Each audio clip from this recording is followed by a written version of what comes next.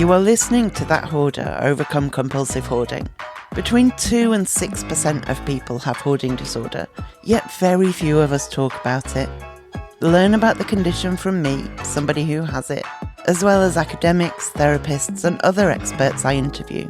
Find out how to support the podcast at overcomecompulsivehoarding.co.uk/support. Finally, I am not a doctor, I'm just a hoarder doing her best. So do seek professional support if and when you need it. Jo Cavalot is the founder of Under the Stuff and runs Fibble with her colleague Sue Murphy. Jo is a compassionate inquiry practitioner, a coach, a hoarding specialist and a declutterer.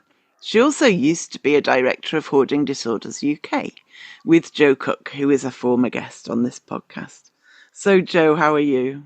I'm very well, thank you. Thanks ever so much for having me here. Thank you for coming on. So you do a lot of things. Let's start with, how did you get into decluttering and professional organising? Initially, I went on a Camino. I went on the Camino de Santiago in 2016. Explain what that is to people who don't know. Of course, yeah. So it's a Catholic pilgrimage to a place called Santiago in the northwest of Spain, which is to visit, basically, to pilgrimage towards the remains of St. James, who was one of Jesus's apostles. So the most popular route is the Camino Frances, and that's the route I did first. And that starts in France and walks all the way across Spain. It's just about 800 kilometres, a bit further than that. And I decided, it was part of my recovery, actually. I'm an alcoholic in recovery. And I was nearly 4 years into my recovery from alcoholism. And I needed to find God. So I thought, well, I'll go on a pilgrimage and I'll find God. And when I was on that journey, something changed inside me that has never changed back. For the better, I believe. But it caused me to question a lot of what I was doing in my life. So I'd been 20 odd years in the print industry, working in ops management, project management, organisation, ISO sort of standards, those kind of things. So always been very organised and that kind of side of stuff. But I decided I wanted to help people more. And it was after that, really, that I decided to set up my own business. And initially I set up a business, which was just using my skills. I kind of went, okay, what am I good at? And decluttering was one of those things. And so that was what came out as the thing that I really, really loved doing with people. And it just gave me such a buzz. I just so loved helping people, with their stuff and getting things organised. And that's where it began, really. And how did you end up with Hoarding Disorders UK? So that I continued on with kind of helping people, if you've got a bit too much stuff in the garage and maybe needed a bit of admin organising and that kind of thing. And then I realised that there were people who'd got more extreme issues with clutter. I really wanted to help people more. And I think partly through my own recovery from my alcoholism, I kind of realised how hard it was to get into recovery, to change, to do things differently. And I wanted to help people with that kind of side of it, but not necessarily with people with alcoholism. So that was my thing, So for me, that's my vocation. It's not something I want to turn into a profession. So what that meant was actually I could see the similarities with people with hoarding behaviours who, again, why were they keeping things? A lot of the reasons were the same reasons why I drank. And so I could see it as it's a very similar thing to my addiction. And so really, really wanted to help more. And then approached Jo Cook to see if I could join up with Hoarding Disorders, and the rest is history. And you've also trained in compassionate inquiry. What is that? So this was probably a year or two into working with people with hoarding behaviours. I realised that many of the conversations I was having with people, they had been through real big traumas in their lives, big T trauma stuff, and I didn't feel equipped to support them with that. Yeah, it was great having the conversations. I'd learned a lot through my own recovery. I'd done a lot of my own work, so much 12-step work and spiritual stuff. It was a one heck of a road, and I'd learned a lot through that. But actually, I thought I can help people with their items, but I really wanted to help get under the stuff, get underneath to see what was going on underneath. And for a lot of people, I think trauma had a massive influence on that. It wasn't the only thing. It's not the only thing, but it had a big impact. So compassionate inquiry is an approach based on the work of Dr. Gabor Mate. And he talks a lot about trauma and about the impacts of that in our life now. I read his book In the Realm of Hungry Ghosts, where he talks about addiction, and that completely unlocked my addiction. It was the missing piece, really. I'd been struggling for a while in my recovery, and it was the missing piece. And from reading that, I thought, I need to find out more about this. This is the way forward for me. And it was so compassionate. It was about having this compassion for myself, for all those parts of myself, for those young parts of myself that couldn't have done things any differently, and that was something that I'd not been able to reach before. So I started, I watched the film Wisdom of Trauma, which was the film that Gabor Mate did. And then I saw he had a professional training, and I joined, and then went on to the mentorship program, and then became a certified practitioner last August. And what a journey! The first run through the whole course is your own work. You don't even look at how you're going to help somebody else until you've done your own stuff, and that brought up a lot of things that weren't right in my life. And, I changed a huge amount of things at that point. And it was one heck of a ride, including getting 2 massive tattoos, so I suppose you might call it a midlife crisis. But a really positive one. Yeah, absolutely. And I started then helping people with the compassionate inquiry, alongside the physical work, and had some amazing results. Had some people who, had been acquiring for years and years and years, and were able to stop. And able to do things differently, through looking back at what had happened in those earlier years and how it was impacting now. So, really, really such a powerful tool to use. It's amazing. Because like you say, there's a lot of people who hoard have a lot of trauma. Trauma and grief seem to be the 2 big kind of themes in people's lives. And so going into helping somebody with no knowledge or understanding of trauma, you can already see where the blocks would happen, can't you? Absolutely. There's so much understanding around how to work with somebody with hoarding behaviours, but sometimes accessing the kind of mental health support alongside that is really difficult. And that's why I wanted to be able to kind of have a real knowledge of a therapeutic method to be able to try and support people. I'm not a therapist, I'm not that, but I do use it at a kind of a level to try and support people. If there are deeper rooted issues, I would refer people onto therapy, because I think it is so vital. But compassionate inquiry as an approach, I think, I from my experience of working with people, has been amazing in some of the results just within a few sessions. Just really being able to look at things differently, and that compassionate approach, I think, is the key. And also, a lot of the sessions are quite a lot of fun. It's kind of, let's be curious, let's see what's going on, and sometimes I bring in parts work, so internal family systems. I've done a bit of training in that as well, and often there's parts of us who have opinions or want to do something, and sometimes having those conversations with those different parts can be really quite intriguing, so it's a lovely exploration. In last week's episode, I interviewed an artist who started drawing his inner critic. Love it. And then made a mask of his inner critic and started kind of studying his inner critic. What's going on? What does it actually want? What's it trying to tell me? And ultimately coming to a point of dancing with his inner critic and a kind of recognition that it's a back and forth, and trying to shut it down. For him, he was very clear, this is for him, was just making it pop back up louder. Whereas actually trying to find out what's going on and what it's trying to say, and is it trying to be protective, is it trying to whatever, is he's found really, really valuable. Yeah, I have with mine as well. It's kind of making friends with all of these parts of me. I've kind of got a little. There's almost like a living room in me somewhere. It's not in my head really, but with all these different characters, and at any point, any of them maybe needs something, wants something, and that's usually, Gabor talks about them being stupid friends.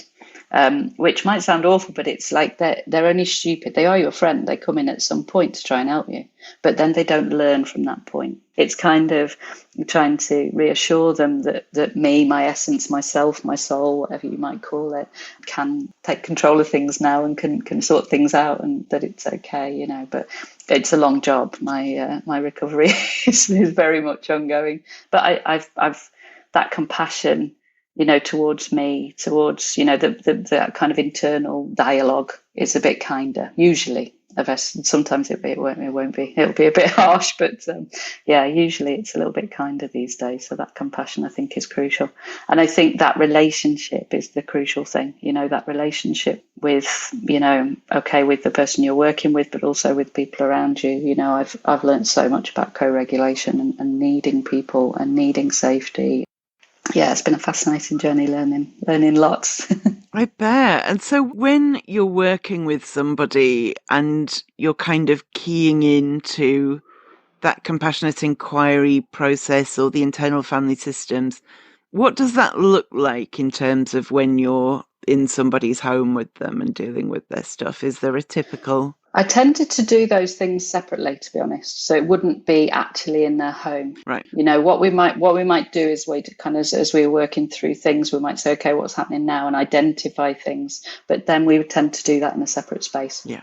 So, keeping the two sides of it quite separate, really, but using one to influence the other, to not influence, but to kind of give information to the other. And I think that's the crucial thing. If the person who's organising can have a bit of knowledge and understanding around this, and even work with the therapist, hand in hand, that can actually be a really beautiful experience to go, okay, it was with this item, or it was in this space, or it was with this, when we did this process. If you can identify those things, because all of it's bringing awareness to it first. Let's start with the awareness and then delve into it from there. So I think I used to keep it quite separate. And with some people, I didn't do the physical work. I would just do the sessions, and then it was more kind of combining that with coaching to then give them jobs to get on with in between time, to talk through what they might be able to do, what they wanted to do, what the goals were, so kind of bringing coaching into the process as well,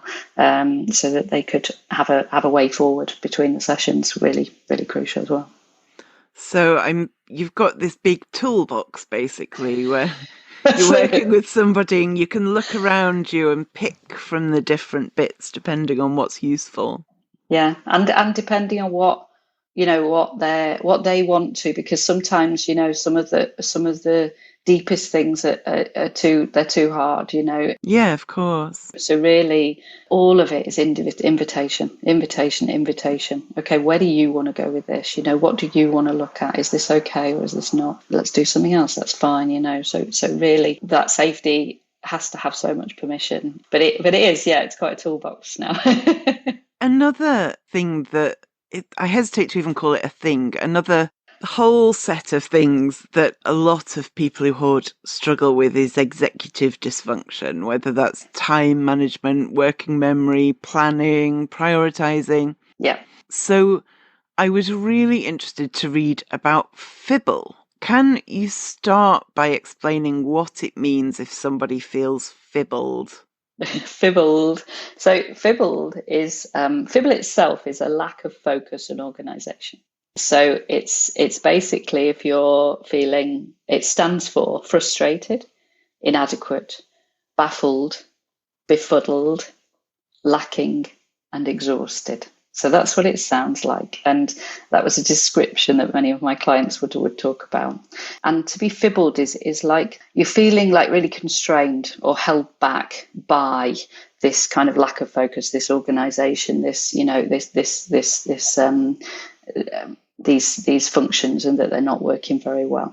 So that's really what it is. And the aim of Fibble is to help people to really identify their strengths and challenges in terms of functioning, so that they can then use that information and change what's going on. So it's a real practical kind of thing. To get a bit extra, you can become a de-hoarding darling. Hear answers from interviewees and me to extra questions, get suggestions and recommendations, and get a Spotify playlist to de-hoard to. You can also feel warm and glowy in the knowledge that you're helping to support the podcast. Find out everything you need to know at overcomecompulsivehoarding.co.uk/darling. That's overcomecompulsivehoarding.co.uk/darling. I didn't know that was where the word came from. That's brilliant. Yeah. Did you come up with the word first or the feelings first? We came up with me and Sue Murphy, who I created with this with, she's a specialist neurodiverse coach, and she's neurodivergent herself. So we brainstormed, went, okay, what are all the words? What are all the words that people feel with this, And that's where we came up with it. And we thought it was fun. And it is fun. Yeah. I like it. Yeah. And on the Fibble website, you have this gorgeous illustration of different types of executive dysfunction.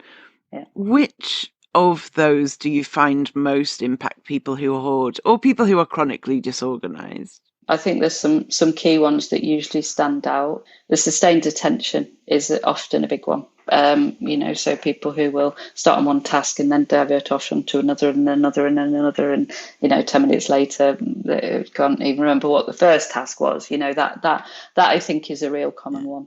Also, the organisation, that's often quite tricky, and it's interesting that sometimes in some areas people can be very organised, but in others not. That's me. Yeah. Digitally, like my computer files are meticulous. Yeah. My work stuff, meticulous. Rest of my life, chaos. Yeah, it's interesting, isn't it? So it's not I think that's one thing that's crucial about exec functioning, actually. For me, it's not one set thing. It's not always the same, and I think sometimes it can be, with diagnostic tools, it's okay, you've got this or you don't have this or whatever. And I think with functioning, it's really interesting to look at your functioning in different sets of circumstances and different situations. And often, so organisation is a classic example. So often people might be really organised at work, but maybe not at home. And there could be a number of reasons for that. It could be that actually there's a system at work, it's already in place. So Sue, I started working with Sue because she got a dyspraxia diagnosis at 62. And she finally realised that she wasn't just useless and clumsy like she'd been told her whole life. And it just unlocked so much for her. It was amazing. So she got in touch with me because she said, I can follow a system, no problem, but I cannot put one in place for the life of me. So can you come and put a system in place? So that gave her the bit that she was missing almost, and her awareness was amazing because she knew what she could do and she knew what she couldn't through that diagnosis, which was fantastic. So for her, organisation, okay, maybe she can't put the system in, but she can follow it, no problem, So that was a kind of really good example. Other ones that can be really tricky, self-activation. So getting started on something. And, I hate it when people use procrastination. Sometimes it can be procrastination, but actually a lot of it, you cannot get started. It is not a choice. It's just like it's a wall, and it's not a simple, I'll just choose to do this, or I'll get up at 5 a.m. and join the 5 a.m. club and everything will be okay. No, it's actually, it's something that's really going on for you for whatever reason, and that's one of my lowest. And I worked for years with coaches to try and start things 3 weeks earlier and all that. I just, in the end, when I did this questionnaire, I went, self-activation is my lowest. Okay, I'm going to start planning things in at the last minute because that's when I do them. And it works for me, because that's how my brain's working at the moment in this set of circumstances. And that's, it's really good to know. Yeah. Planning and prioritising is another one that's often quite challenged. So those steps to do things and what order in, can be really, really challenging. And I think if you add into that a hoarded environment where actually it's really difficult to do that without doing that, because everything needs to happen in a sort of system, I think that can be really difficult. I learned that when I lived in my camper van last year. So I lived in my camper van for nearly a year. Wow. But it was really cool, but quite challenging. And in there, you can't do that until you do that. So you can't leave the washing up. You don't have a choice because it's got to be put away before you start driving, so it kind of helps you with the planning, but it helped me really see how important it is really, and how difficult that can be. Yeah, people get very stuck on, I say people like I don't, we get very stuck on, I need to clear some space, but in order to clear some space, I need to clear some space to sort the things out that I'm clearing. Yeah. Or I need to do that, but I can't do that till I've done that, and I can't do that. It's really, It's impossible. I tie myself up in knots and then just go, Yeah. Can't do Yeah. that. Yeah, that's too much, I think, and I think especially when an environment has got to a certain sort of level, it's really difficult to even get started. And of course, then the self-activation is really low because you just can't face it. It's too much, and it's too much for anyone. So yeah, really, really challenging. There are some real key strengths that we often see though as well. Oh, tell me about those. Yeah, my favourite is flexible thinking. Some of my clients had the most creative methods for doing things and getting things done, even getting to the bathroom or the washing up or it was absolutely amazing. And flexible thinking is usually a really, really, really strong one. It's a bit of a, I was going to say superpower. I hate that word, but no, it's, I think it is wonderful that stress tolerance is often quite high as well. So being able to tolerate a kind of stressful situations or quite a stressful environment, and actually having a quite high tolerance level for that, which can be a plus, but it can also kind of work its way into a bit of a bit tricky situation sometimes, because it might be that actually you kind of look for that adrenaline to get started on something. You kind of want that stress level to get started. And that could be a sign of where your system is as well, whether you're in fight, flight and things like that. Thinking about the flexible thinking one, I feel like I agree that's very common. I feel like it can be a double-edged sword because it can also mean we come up with 12 reasons why we need to keep something because these are 35 things we could do with it. Yeah. That most people would never think of. Yeah, absolutely. Yeah. So it can be a bit too much. I suppose that's where the helicopter view comes in, which is often mid-range. So the helicopter view is more of the really looking above and kind of looking at the whole situation. That I think can be really helpful in that, because you can see the bigger picture. So it is different to that flexible thinking. Yeah. And if you are supporting somebody who is, let's say, struggling to focus on a goal, how do you help them to become defibbled? Well, for me, this questionnaire is the starting point, really. So the questionnaire that we have is a set of 60 questions, and it's about, first of all, saying, okay, where are you in terms of your functioning? Because we need to get a picture of what's going on. And often what we'll ask people to do is to do two different questionnaires. So maybe in two different sets of circumstances. So it might be, if you can see a clear sort of lineation between how you operate in two sets of environments, so at work or at home, or often it might be how you operate for other people and then how you operate for yourself. I know many clients whose self-activation is no problem when it's something for the kids, but when it's for themselves, it's very, very different. And so in those different sets of circumstances, you can get quite different results. So I would always start with a client with doing this questionnaire twice and then seeing what the results are. Because like you say, with setting goals, how would we start about setting goals? Well, if somebody isn't goal focused, we wouldn't bother. Because there's no point. If they are very goal focused, absolutely, let's see what those are.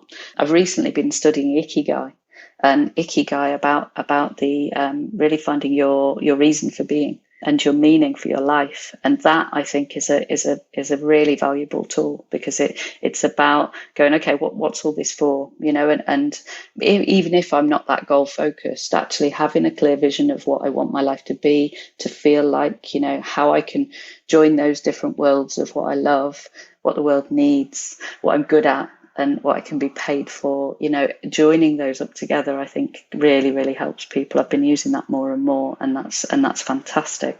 But whilst ever then we're doing anything, the Fibble questionnaire gives us a point of reference to go back to. So any tool, any kind of suggestion of how to do something needs to fit with the functioning.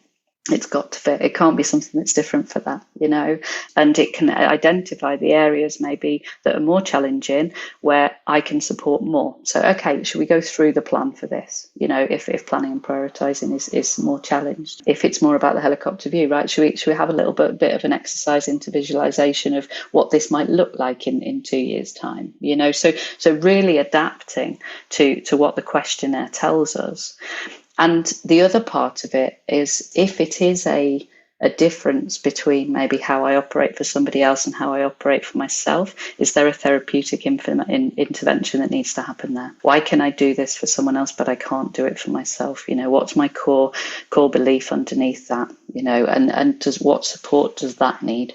And that would be where the sort of CI side would come in. And the beautiful thing about Fibble is you can just keep doing it and see how it shifts and how it changes. And when I first did mine, it was very perfect. I was Miss Polly Perfect, me.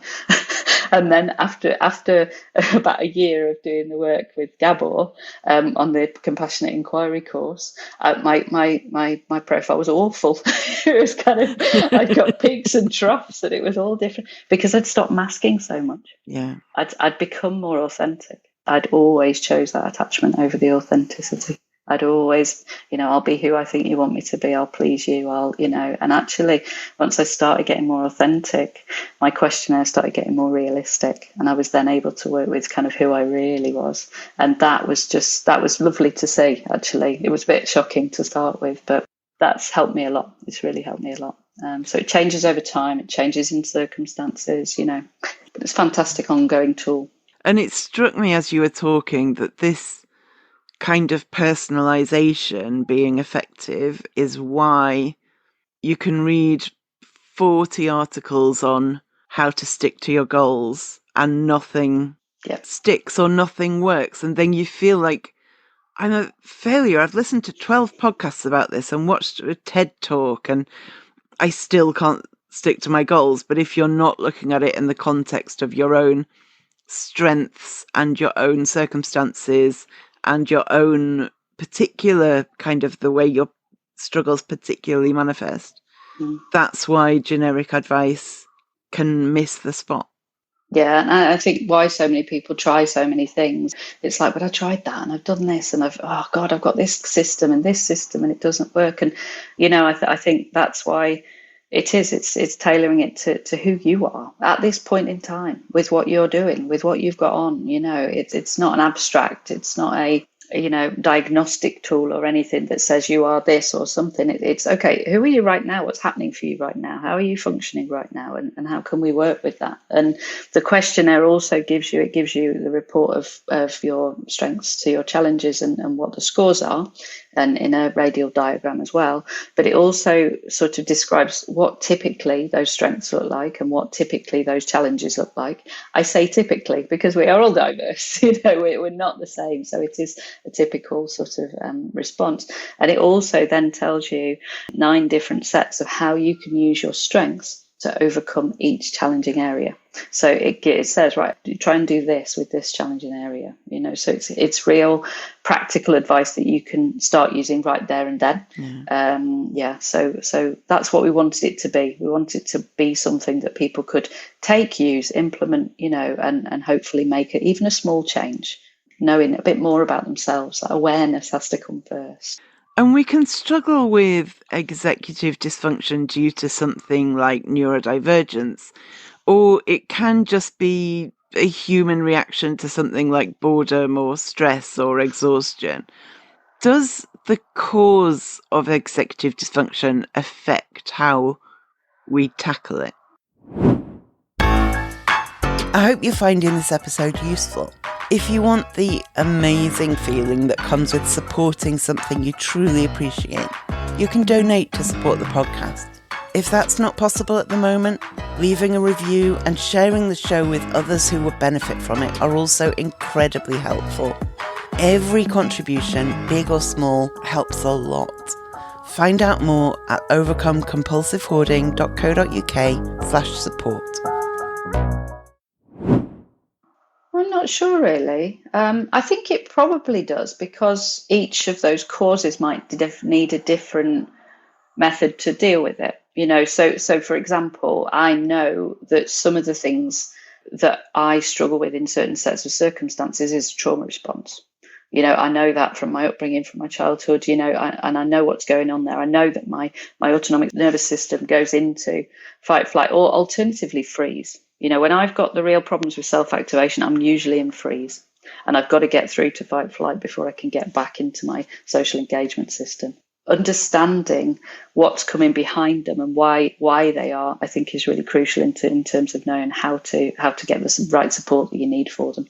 And that might not be obvious, but I think through trauma-informed people around you and people working with you, they can help identify that kind of thing and go, okay, hang on, what's the root of this? What's going on? Do we need some tools? Do we need to refocus on your goals? Do you need some therapy? What's actually going on? So, yeah. Yeah, because it strikes me if somebody can't get started, but they've got a new baby, there's nothing you can do for a few months about being exhausted and stressed and overwhelmed.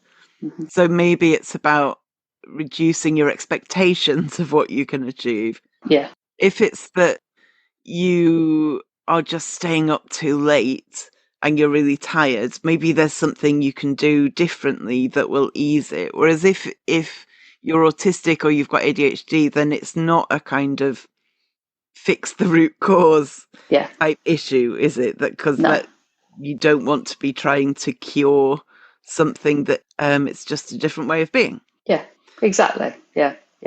So really important to kind of find out what is going on, and and if someone with a new baby isn't getting enough sleep and is maybe staying up too late and scrolling on Facebook, okay, what's that giving you? So I always ask the question for anything that is, distracting or whatever, what's it giving you? Because it's giving you something. It's giving you something that part of you needs.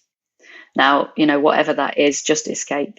For me, it was a bottle of booze for 23 years, and that was escape. It was so I didn't need to feel. I couldn't feel. It was too painful. Alcohol saved my life. Absolutely saved my life, because I just couldn't go to those emotions at that point. And then it stopped working, and then it became a real problem, and then I had to do something about it. Unfortunately, I did manage to get into recovery. Many people don't, but to get to that point of going, okay, I can't do this anymore, and then going, okay, what do I need to do differently? But facing those root causes and seeing what needs to be done, and that might be changing your job. If you're neurodivergent, you're working in a company that doesn't support that in any way, shape or form, it might be that might be the best thing for you, battling against a system that doesn't work for you all day. Of course, you've got no energy left when you get home, and so it's really about looking at the big picture and considering everything, really. The way you talked about alcohol then is the way I feel about my own hoarding stuff, which is kind of, it was useful and helpful and until it was not. Yeah. And then I now have the consequences of something that did help me, of course in a misguided whatever way. Yes. But it did. And now I'm in the consequence bit. Yeah. And it's then, dealing with the recovery side of it, and I know, 3 years into recovery, I had an emotional rock bottom like I'd never known. And somebody told me, they said it takes you about 3 years to dry out. And I really do believe that, and I thought I was doing so well and all that. Then, 8.5 years again, another emotional rock bottom like I've never known, but I've not needed to take a drink, and that's something shifted in me at some point, and I've just kept going for. I've made many, many, many mistakes in recovery. It's not a straight line that just keeps going up or anything. I've done many things I wouldn't do again, but I keep learning, moving on, kind of going, okay, how can I be better? What can I do to help? What can I do to help me as well as others? And that didn't used to figure. It was all about what can I do for everybody else, and actually I'm making choice based on looking after me and little me as well now. Yeah, good. Yeah. If you could pass on one skill or tip or snippet of advice to listeners that could help them to defibble their lives, what would it be? I think get that awareness. If you can get that awareness of who you are and how you function, that helps massively, because I know my internal critic will tell me so many things about it, how it thinks I am operating in the world. Usually it's all bad. But to get that awareness of, okay, this is me right now, and actually I'm not to blame for that. It's not that there's anything wrong. This is as a result of many, many, many different things. This is how I'm functioning. And I think that can then really unlock a compassion that maybe wasn't available before, because I think a lot of what we do is blaming ourselves for what we don't do well. And actually, if we can just give ourselves a big hug and kind of go, okay, maybe that wasn't so bad. So I ask interviewees an extra question for subscribers only. This is the bit where I ask guests an extra question. It's sometimes a slightly silly one, and Hoarding darlings get access to this extra question and the answer. If you would like to become a Hoarding darling to get access to the extra question and some extra stuff from me every month, go to overcomecompulsivehoarding.co.uk/darling. So, Jo, if people want to find you online, if they want to find Fibble, if they want to find Under the Stuff, your social media, anything like that, where can they do so? I have a number of hats. Yeah, I'm realizing that there's quite a few. I think if I could just mention my latest hat. Please. So I've moved to Spain. So I moved to Spain last December, and I'm absolutely loving the experience. And I mentioned my first Camino, which I did in 2016, and I have done many since. I think I'm on 11, I think now. Wow. And I absolutely love it. They give me so much. It's changed my life in many, many ways, in terms of that time out for reflection and introspection and just walking and just being absolutely amazing. So I'm trying to help people over here who, or people anywhere who would like to come and do the Camino. So I'm about to release a book. So I've been writing a book. It turns out my self-activation is quite good on book writing. I can happily get up at 5 o'clock in the morning and write about the Camino. So I've been writing a book, and that I hope to release by the end of the year. And it's called Your Way, Your Camino. Very cool. Yeah, the website for that is yourwayyourcamino.com. But people can find me at underthestuff.com. And we have the questionnaire at fibble.co.uk. And I've actually put together a discount code for your listeners. Oh, amazing.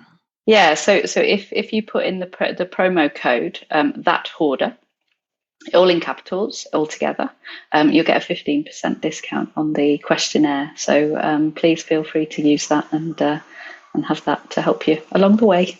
That's really kind. Thank you very much. I appreciate that. No problem. No problem. So, Jo, thank you. That's been I feel like I've been on a journey through a career of somebody with lots of hats, but kind of central themes within them all, I think. Yeah, it's been I think I keep evolving and finding the things that work for me, and like you say, it just keeps adding to my toolkit. So I love supporting people now in a number of different ways. It's really beautiful. So thank you ever so much for having me. So shout out this week to the Happiness Lab podcast, which I will link to in the show notes. In this little mini clip, Economist Tim Harford is talking about organising versus subtracting. Have a listen.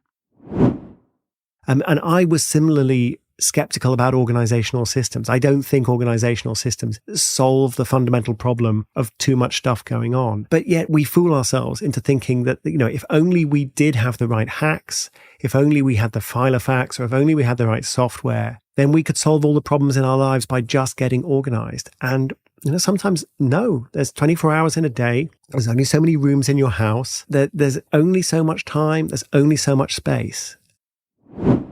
And he's got a point. If there's too much, whether it's things to do or stuff, there's only so much that organising can do. We have to take away in order to make things manageable. Okay, thank you for listening, and I will speak to you next time.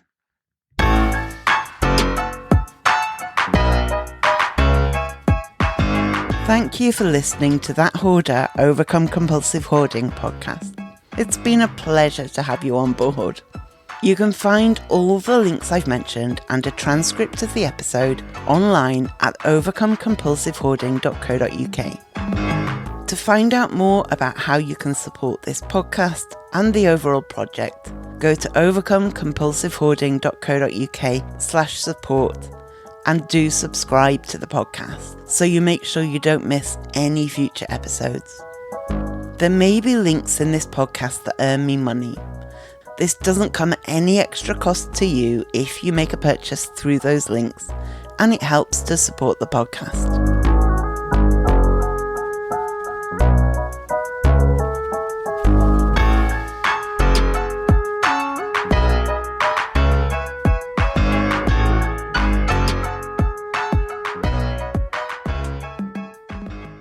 Jo is a compassionate inquiry practitioner, a coach,